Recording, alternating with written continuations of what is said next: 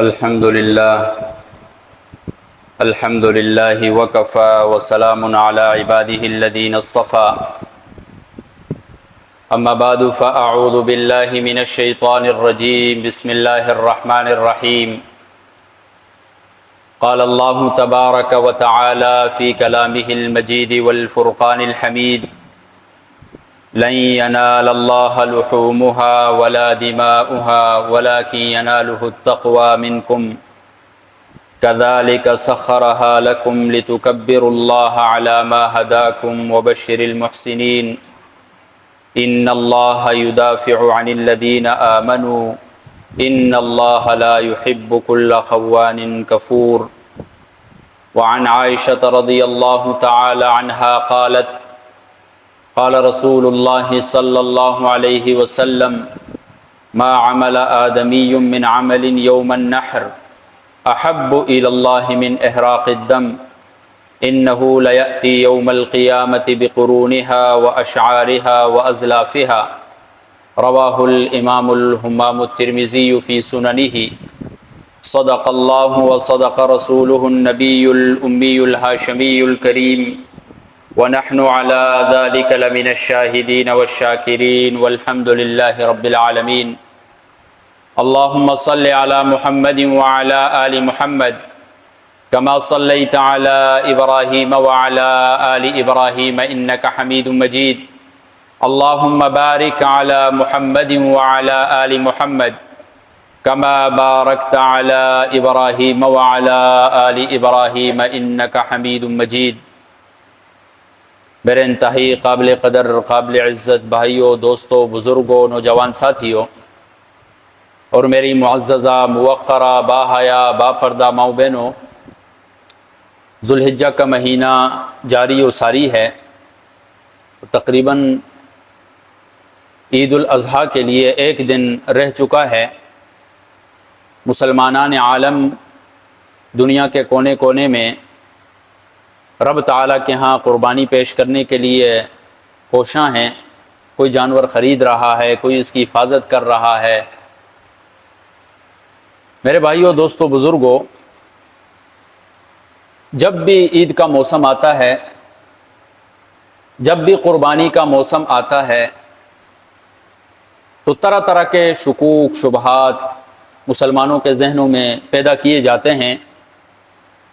کئی طرح کے شکوک شبہات تو غیر مسلموں کی طرف سے پیدا کیے جاتے ہیں، اور بعض شکوک شبہات ہمارے ہی آزاد خیال مسلمانوں کی طرف سے پیش کیے جاتے ہیں، جن کا مقصد صرف اور صرف مسلمانوں کو رب تعالیٰ کی عبادت سے دور کرنا ہے۔ ان کا مقصد اور کچھ بھی نہیں ہے، ان کا مقصد صرف اور صرف یہ ہے کہ مسلمان کوئی بھی خالصتاً للہ فی اللہ کوئی عبادت نہ کرے۔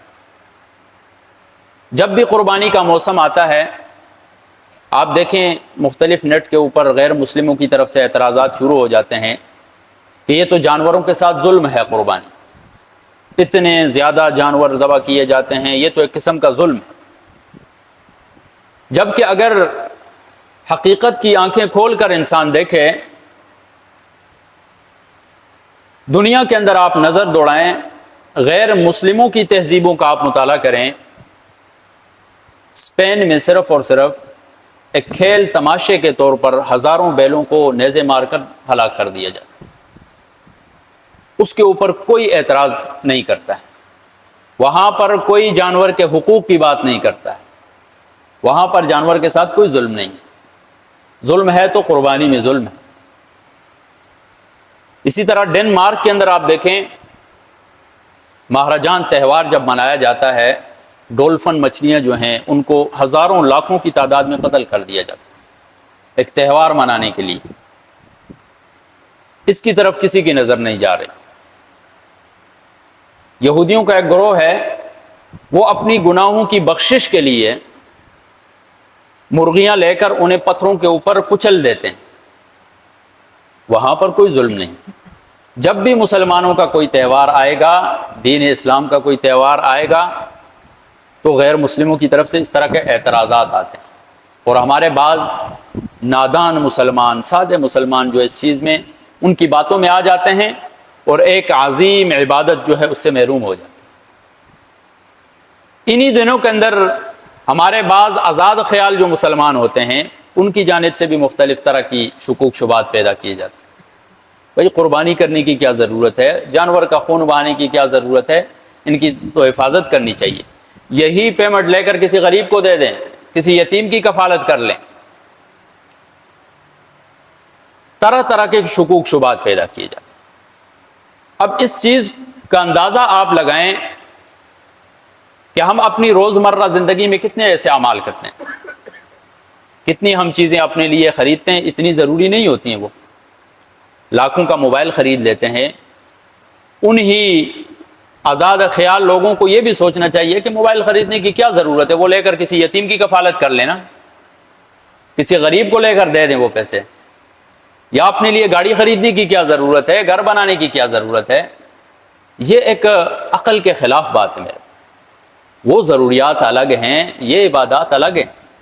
ایک عبادت کی وجہ سے دوسری عبادت کو نہیں چھوڑا جا سکتا ہے۔ آپ دیکھیں حج بیت اللہ ایک اہم رکن ہے بیت اللہ کا۔ کیا مطلب ہے کہ ایک شخص بیت اللہ کے حج کی وجہ سے نماز کو چھوڑ دے گا؟ نہیں میرے بھائیو، نماز الگ عبادت ہے، حج بیت اللہ الگ عبادت ہے، دونوں عبادات کو بجا لایا جائے گا۔ اسی طرح قربانی ایک الگ عبادت ہے، صدقہ ایک الگ عبادت ہے۔ صدقہ بھی دیں آپ پورا سال، لیکن جب قربانی کا موسم آئے سنت محمدی سنت ابراہیمی سمجھتے ہوئے اس کو ادا کرنا چاہیے۔ تو اس طرح کے جو شکوک شبہات مختلف قریب دنوں میں جو سوشل میڈیا کے اوپر ابھر آتے ہیں، ان سے اپنے آپ کو بچائیں، ان کی باتوں میں آنے سے اپنے آپ کو بچائیں، اور اللہ تبارک و تعالیٰ کے حضور قربانی اپنی پیش کریں۔ پچھلے جمعے بھی چند مسائل میں نے بیان کیے تھے کہ قربانی کس پر واجب ہوتی ہے، پھر جانور کس طرح کا ہونا چاہیے، جانور کو کی خریداری کے لیے آپ جا رہے ہیں کن کن چیزوں کا اہتمام کرنا چاہیے۔ اب آپ نے جانور اپنے پاس خرید کر آپ لے آئیں، اور اکثر لوگوں نے خرید لیا ہوگا چونکہ ایک دن رہ چکا ہے۔ تو قربانی کے آداب میں سے میرے بھائیو یہ ہے کہ ہم سب سے پہلے اپنی نیت خالص کر لیں۔ لاکھوں روپے لگائے ہیں لیکن وہ ضائع نہیں ہونے چاہیے۔ اپنی قربانی میں نیت صرف اور صرف خالصتاً للہ فی اللہ ہونی چاہیے۔ چھوٹا جانور ہے، بڑا جانور ہے، قیمتی ہے، سستا ہے، مہنگا ہے، کیسا جانور ہے، نیت کیا ہونی چاہیے کہ ہم اللہ تبارک و تعالیٰ کے لیے قربان کر رہے ہیں۔ نہ اس میں کوئی دکھلاوا ہو، نہ ریاکاری ہو، نہ کسی کے ساتھ مقابلہ بازی ہو کہ فلاں رشتہ دار نے فلاں بڑا جانور لے آیا تو میں نے چھوٹا لے آیا۔ اس طرح کی باتیں، مقابلہ بازی، ان چیزوں کو چھوڑے میرے۔ نیت خالص رکھیں رب تعالیٰ کی۔ نیت خالص نہیں ہوگی، بڑے سے بڑا جانور آپ لے کر آئیں، مہنگے سے مہنگا جانور لے کر آئیں، قربانی کا فائدہ نہیں ہو، کیونکہ آپ کا مقصد ہی اس میں رب تعالیٰ کی رضا نہیں ہے۔ آپ کا مقصد تو ریاکاری ہے، آپ کا مقصد تو دکھلاوا ہے، آپ کا مقصد تو مقابلہ بازی ہے اپنے رشتہ داروں کے ساتھ یا دوستوں کے ساتھ۔ تو ان تمام چیزوں کو چھوڑ کر سب سے پہلا ادب یہ ہے کہ ہم اپنی نیت جو ہے خالص کر لیں۔ دوسرا ادب قربانی کا یہ ہے کہ جو جانور ہم خرید کر لائے ہیں اس جانور کے ساتھ حسن سلوک کیا جائے۔ بعض لوگ جانور خرید کر لایا، گھر میں اسے مار دیا، پیٹ دیا، اس کو چارہ نہ ڈالنا، یہ تمام چیزیں جو ہیں یہ حسن سلوک کے منافی ہیں۔ اس کے ساتھ پیار و محبت کریں، نرمی کا معاملہ پیش کریں، کیونکہ وہ رب تعالیٰ کے لیے قربان ہونے جا رہا ہے وہ جانور۔ اور بعض لوگ یہ کہہ کر چارہ نہیں ڈالتے ہیں کہ اس نے تو ویسے بھی اس کو بھی ذبح کرنا ہے، تو اس کو پانی کی اور چارے کی کیا ضرورت ہے۔ اس کے ساتھ اکرام میرے بھائی۔ اسلام جو ہے، اسلام انسانوں کے ساتھ تو دور کی بات، جانوروں کا بھی خیال رکھتا ہے، ان کے ساتھ بھی رحمدلی کا معاملہ کرتا ہے، رحمدلی کا درس دیتا ہے کہ ان کے ساتھ بھی بہترین سلوک اختیار کیا جائے۔ اور اسی طرح قربانی کے جو اوزار ہیں ان کو بھی خوب تیار کیا جائے۔ رسول اللہ صلی اللہ علیہ وسلم فرماتے ہیں ان اللہ کتب الاحسان علی کل شیء، ہر چیز پر رب تعالیٰ نے احسان کو لکھ دیا ہے، فرض کر دیا، اچھے طریقے سے کیا جائے۔ وَإِذَا ذَبَحْتُمْ فَاحْسِنُوا الذِّبْحَةَ، جب تم ذبح بھی کرو کہ جانور کو تو بڑے اچھے طریقے سے سلیقے کے ساتھ ذبح کرو. اور وَلْيَحُدْ أَحَدُكُمْ شُفْرَتَهُ، چھری وغیرہ ہے تو اس کو بھی اچھی طرح تیز کر. اگر کند چھری کے ساتھ اگر اس کو ذبح کیا جائے گا تو جانور کو تکلیف ہوگی، راحت محسوس نہیں ہوگی. اسلام کا مقصد کیا ہے؟ جتنی زیادہ راحت پہنچائی جائے جانور کو اتنا ثواب زیادہ ہے، اور جتنی زیادہ تکلیف پہنچائی جائے گی اتنا ہی ناپسندیدہ ہے. تو جتنی راحت پہنچانے کے اسباب ہیں وہ ہم نے جانور کو بھی مہیا کرنے ہیں. اسی طرح رسول اللہ صلی اللہ علیہ وسلم کی حدیث بھی ہے، حضرت ابن عباس رضی اللہ تعالیٰ عنہ سے فرمایا لا تذبحوا الشاة والشاة تنظر الیہا، معجم طبرانی کی روایت. ایک جانور کے سامنے دوسرے جانور کو ذبح بھی نہ کرو. ایک بکری کو ذبح کیا جا رہا ہے، اس کے سامنے دوسری بکری کو ذبح نہ کرو. وجہ کیا ہے؟ اس سے تکلیف ہوگی اسے. اور جدید سائنس بھی کہتی ہے کہ جب ایک جانور کے سامنے دوسرے جانور کو ذبح کیا جاتا ہے یا اس کے سامنے چھری وغیرہ یہ چیزیں تیز کی جاتی ہیں تو اس کے بھی جذبات ہیں، اس کو بھی خوف محسوس ہوتا ہے. اس سے اس کی دل کی دھڑکن جو ہے وہ تیز ہو جاتی ہے، وہ خوف محسوس کرنے لگ جاتا ہے. یہ جدید سائنس بھی کہتی ہے. اور 1400 سال پہلے اسلام نے بھی ہمیں یہی درس دیا ہے کہ جانور کے ساتھ کیا کرنا ہے؟ حسن سلوک کرنا ہے، اچھا برتاؤ کرنا ہے جانور کے ساتھ. اس کے ساتھ ساتھ کوشش کریں کہ اپنی قربانی جو ہے وہ خود ذبح کریں. اگر ممکن ہو تو خود ذبح کریں. رسول اللہ صلی اللہ علیہ وسلم اپنے ہاتھ سے قربانی کیا کرتے، افضل یہی ہے. ہاں اگر ممکن نہیں آپ کے لیے، آپ نہیں کر سکتے ہیں یا تجربہ نہیں ہے تو قصائی کے ذریعے بھی آپ ذبح کروا سکتے ہیں. لیکن اہتمام کرنا چاہیے، دیکھنا چاہیے کہ وہ قصائی جو ہے آیا اس کے اوپر اللہ کا نام بھی لے رہا ہے یا نہیں لے رہا. اگر وہ اللہ کا نام نہیں لیتا ہے، غفلت کی وجہ سے نہیں لیتا ہے، جان بوجھ کر، بسا اوقات قصائی جو ہوتا ہے وہ جلدی میں ہوتا ہے، اس نے آپ کے پاس کام کرنا ہے، جا کر دوسرے کے پاس، تیسرے کے پاس جانا ہے، وہ اس چیز کا اہتمام نہیں کرتا ہے. اگر جان بوجھ کر رب تعالیٰ کا نام جانور کے اوپر چھوڑ دیا، قربانی بھی نہیں ہوگی، اس جانور کا گوشت بھی حرام ہو جائے. یہ چھوٹی چھوٹی چیزیں ہیں، ان میں احتیاط کرنے کی ضرورت ہے میرے بھائی. تو خود ذبح کریں. خود نہیں کر سکتے ہیں تو کسی دوسرے کے ذریعے بھی ذبح کروا سکتے ہیں. اسی طرح عورت خود ذبح کر سکتی ہے، لیکن جب ماحول اس کا اندرونی گھر والا ماحول ہے، گھر میں اپنے محارم ہیں، شوہر ہے، بیٹے ہیں، اس کے بھائی وغیرہ ہیں، تو ان کے سامنے وہ جا کر ذبح کر سکتی ہے. اور اگر نہیں بھی ذبح کرنا چاہتی تو جا کر پاس کھڑی بھی ہو سکتی ہے جب بے پردگی کا خطرہ نہ ہو. لیکن عموماً اگر شرکاء میں سے کوئی غیر محارم وغیرہ ہوں تو پھر بہتر یہی ہے کہ وہ اس کے پاس نہ جائے، وہ ذبح نہ کرے. جب آپ ذبح کرنے کا ارادہ رکھتے ہوں، ذبح کرنے کا جو سب سے مسنون، بہترین اور مسنون طریقہ ہے، جانور کو آپ قبلہ رخ لٹائیں. اور بہتر یہ ہے کہ بائیں کروٹ کے اوپر لٹائیں اسے. اور ہمارے ملک کے حساب سے اس کا سر جو ہے وہ جنوب کی طرف ہوگا اور اس کی دم جو ہے وہ شمال کی طرف ہوگی. اس طرح اس کا ذبح کرنا بھی آسان ہوتا ہے اور وہ قبلہ رخ بھی ہوتا ہے.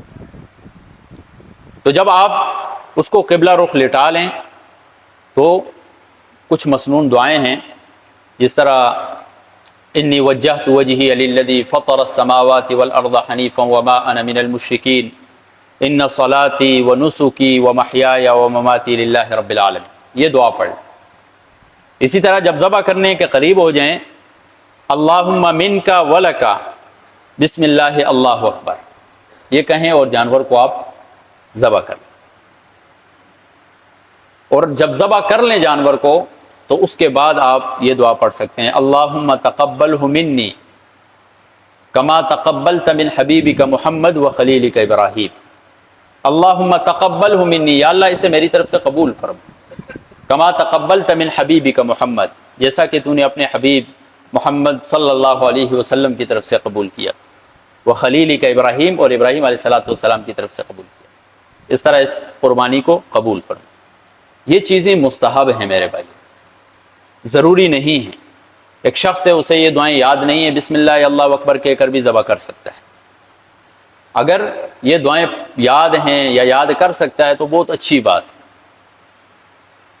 اور یہ اس وقت کے لیے ہے جب جانور آپ کے قابو میں ہے، آپ ذبح اختیاری کر رہے ہیں۔ بسا اوقات حادثات پیش آ جاتے ہیں، جانور بدک جاتا ہے، بھاگ جاتا ہے، تو اسے شوٹ کرنے کی بھی بسا اوقات نوبت آتی ہے، تو وہ اضطراری حالت میں چلا جاتا ہے۔ تو یہ جو میں صورت بیان کر رہا ہوں آپ کو ذبح کا، یہ کون سی ہے؟ ذبح اختیاری ہے۔ اور جانور کے جو گلے کے اندر 4 رگیں ہوتی ہیں، ان 4 رگوں میں سے اکثر رگوں کا کاٹنا ضروری ہے۔ اگر 2 رگیں کٹ گئی، 2 نہیں کٹی، تو وہ جانور مسنون طریقے سے ذبح نہیں ہوگا، پھر حلال نہیں ہوگا وہ آپ کے۔ جو خون، ایک خوراک کی اور ایک سانس کی نالی، جو 2 رگ ہیں اس کی خون کی نالیاں ہیں، ان میں سے کوئی ایک بھی کٹ جائے تو کافی ہوتا ہے، لیکن عموماً ان کو بھی کاٹا جاتا ہے۔ تو یہ 4 کٹ گئی کافی ہے۔ اس کے بعد جو حرام مغز کی طرف آگے جا کر لوگ ہڈیوں کے اندر چھریاں گھما رہے ہوتے ہیں، اس کی طرف نہیں جانا چاہیے، اور مکمل گردن بھی اس کی نہیں کاٹنی چاہیے۔ یہ بھی خلاف سنت ہے کہ جانور کی مکمل طور پر گردن ہی جدا کر دی جائے۔ 4 رگیں کٹ گئی، جانور کو چھوڑ دیا جائے مکمل طور پر، اسے جو ہے نا خون نکل رہا، جتنا خون بہہ سکتا ہے بہہ جائے، اور اچھی طرح اس کا سانس نکل جائے، پھر اس کی کھال وغیرہ اتاری جائے۔ لوگ اس چیز کے اندر بھی جلدی کرتے ہیں، ابھی مکمل طور پر اس کا سانس نہیں نکلا ہے، اس کی کھال اتارنا شروع کر دیتے ہیں، اس سے بھی اس کو تکلیف ہوتی ہے، ابھی مکمل طور پر اس کا سانس ہی نہیں نکلا ہے۔ رسول اللہ صلی اللہ علیہ وسلم نے اس کی بھی باقاعدہ طور پر صحابہ کو تلقین فرمائی کہ جب تک جانور ٹھنڈا نہیں ہو جاتا ہے اس وقت تک اس کی کھال وغیرہ نہ اتاری جائے۔ اب جانور ٹھنڈا ہو گیا ہے مکمل طور پر، اس کی کھال وغیرہ آپ نے اتار دی ہے، تو حلال جانور کے اندر جو ہیں چند ایسی چیزیں ہیں جو حرام، مکروہ تحریمی۔ پہلی چیز دم مسفوح۔ دم مسفوح بہتا ہوا جو خون ہوتا ہے اسے دم مسفوح کہا جاتا ہے، یعنی جب جانور کو ذبح کیا جاتا ہے تو جو دھاری دار خون نکلتا ہے اسے دم مسفوح کہا جاتا ہے، یہ حرام ہوتا ہے۔ یہ اگر آپ کے کپڑے پر بھی لگ جائے، کپڑا ناپاک ہو جائے۔ ایک ہوتا ہے جو گوشت کی بوٹیوں کے اوپر لگا ہوتا ہے خون، بعد میں آپ نے جانور کو ذبح کر دیا ہے، ذبح کرنے کے بعد اس کے اعضاء آپ نے کاٹ دیے ہیں، تو گوشت کے اوپر تھوڑا بہت خون لگا ہوتا ہے، خون نما، وہ اگر آپ کے کپڑوں کے ساتھ بھی لگ جائے تو اس سے کپڑے ناپاک وغیرہ نہیں ہوتے۔ یہ جو شروع میں بہنے والا خون ہوتا ہے یہ حرام خون ہوتا ہے۔ اسی طرح جانور کی پیشاب کی جو جگہ ہوتی ہے، نر اور مادہ دونوں، یہ کیا ہیں؟ مکروہ تحریمی ہیں۔ خصیتین ہو گئے، پخانے کی جگہ ہو گئی جانور کی۔ اسی طرح غدود ہو گئے، بیماری کی وجہ سے بسا اوقات جانور کے جسم کے اوپر، جلد کے نیچے جو ہے غدود بن جاتے ہیں، وہ بھی کیا ہیں؟ مکروہ تحریمی ہیں۔ مثانہ ہو گیا، پتا ہو گیا، یہ ایسی چیزیں ہیں کہ جو جانور کے اندر مکروہ تحریمی ہیں۔ ان کے علاوہ چیزیں جو ہیں وہ کیا ہے؟ حلال میں آتی ہیں۔ بعض اس کے علاوہ چیزیں بھی ایسی ہیں جو حلال تو ہیں لیکن طبیعتاً کوئی نہیں کھاتا ہے انہیں، حلال ہیں لیکن طبیعت اگر نہیں موافق ہوتی ہے تو کوئی ضروری نہیں ہے ان چیزوں کا کھانا۔ اب مرحلہ آ جاتا ہے اس کے بعد گوشت کی تقسیم کا۔ 7 شرکاء نے مل کر، 5 نے مل کر، 4 نے مل کر، 2 نے مل کر، جتنے بھی ہیں جانور کے اندر، انہوں نے جانور کو ذبح کیا ہے آپس میں، تو گوشت کی جو تقسیم ہوگی وہ وزن کر کے ہوگی، اٹکل اور اندازے کے ساتھ نہیں ہوگی۔ سارے راضی بھی ہوں پھر بھی اٹکل اور اندازے کے ساتھ نہیں کی جا سکتی، اس لیے کہ اس میں پھر سود لازم آ جاتا ہے۔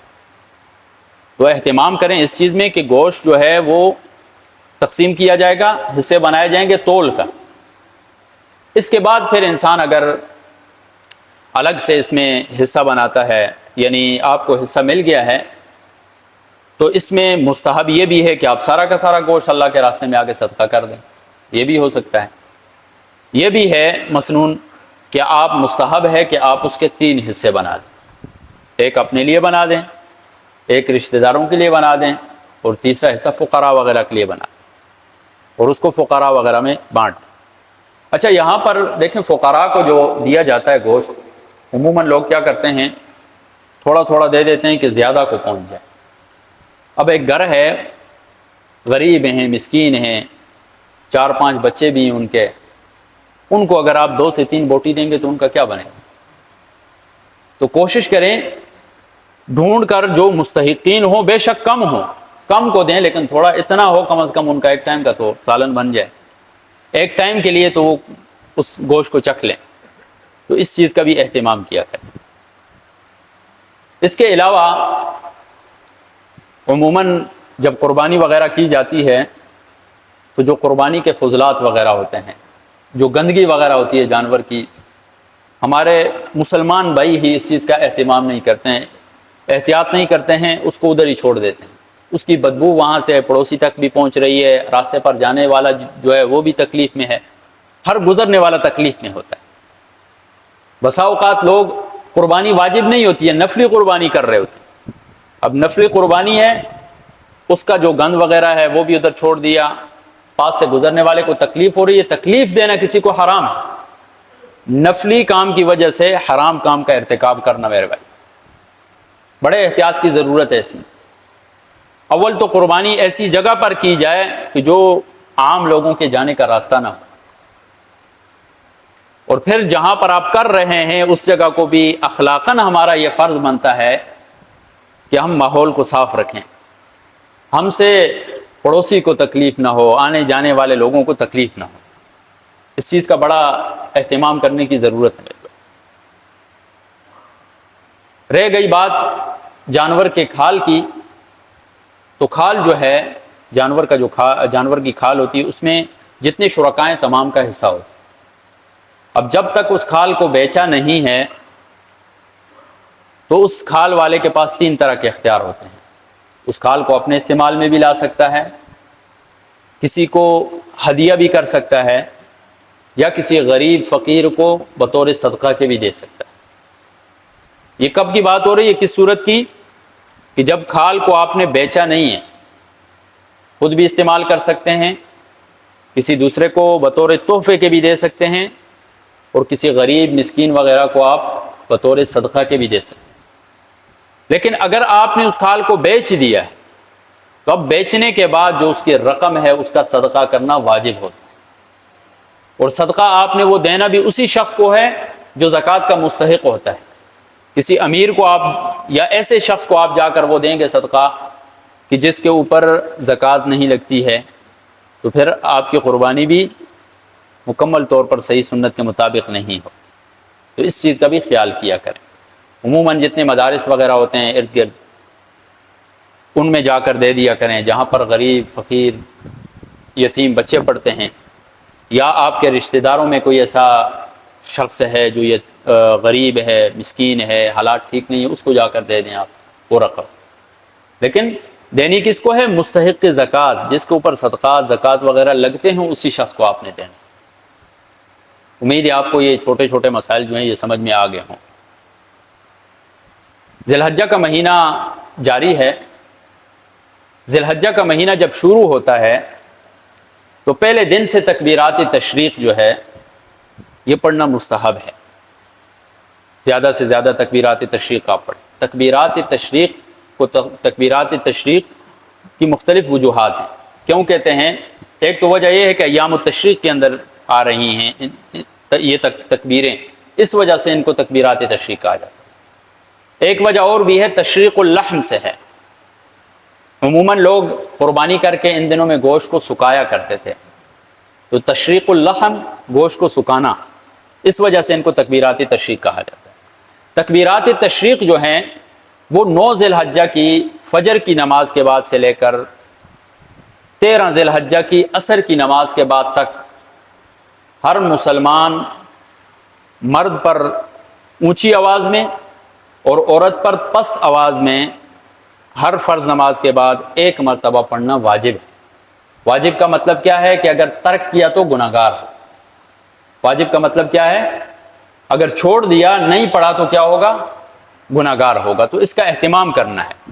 آج 9 ذی الحجہ ہے، آج فجر کی نماز سے تکبیرات تشریق شروع ہو چکی ہے۔